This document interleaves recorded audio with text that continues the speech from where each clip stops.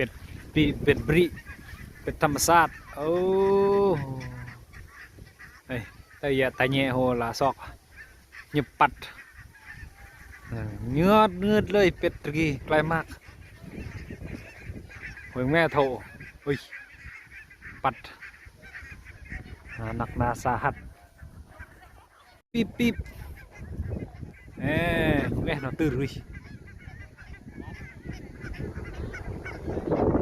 เป็ดบริเป็ดอม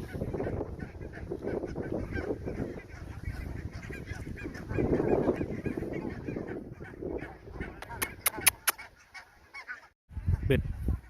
เป็ดธรรมชาติเฮ้ยมันบินโอ้มันบินมัน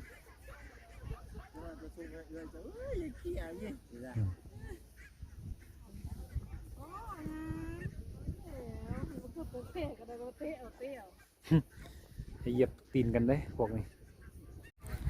เป็ดไล่ได้ไล่ว่าป้าจะมันแพร่พันธุ์ดีเนาะเป็ดนี่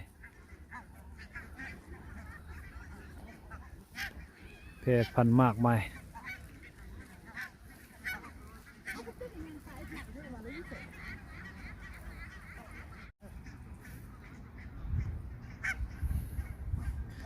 ขอบขีดน้องโอ้มันลอยน้ำเฮ้เป็ดเป็ดกลับปัดกลับปัดกลับ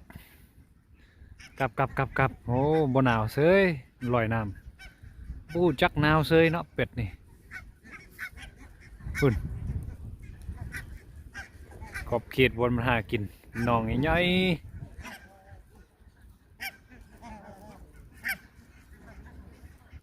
นกกา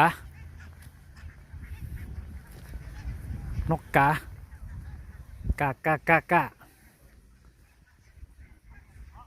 โอ้ฝูงโตฮานกูสโตฮานเนาะมันลายแท้ลายวะจักสิมีจักพันจักห้อยมันพุแล้วน้ำพุส่วนสาธารณะเนาะหลังนะพระราชวังเจ้าชีวิตเอ้างามลายซึ่งเป็นส่วนสาธารณะที่หลายคนมาเที่ยวในวันอาทิตย์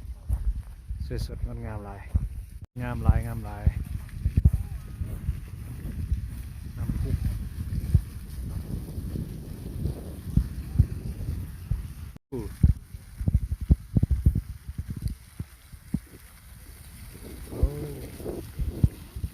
นท่องเที่ยวคนเลาะ Public Park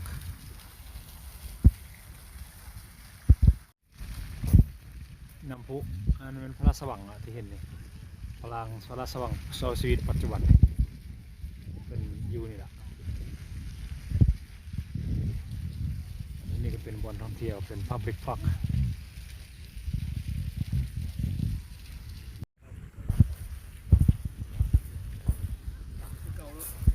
คือเก่าวันนี้ใบไม้ยังไม่ทันเรื่องเถอะยังเขียวทุ่มอยู่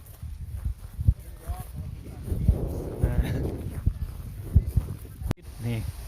ไล่ตลอด24 ชั่วโมงว่ามีมดงามหลาย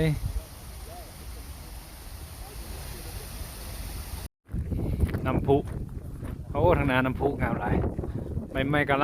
ลังเริ่มสีเหลืองแล้วเราดูเอาทำใบไม้หล่นกำลังเริ่มแล้วเป็น beginning นะ beginning of autumn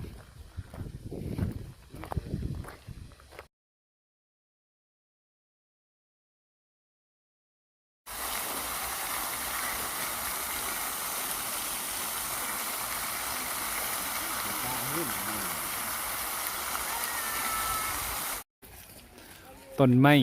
ใหญ่สูงใบกำลังสีเหลืองใหญ่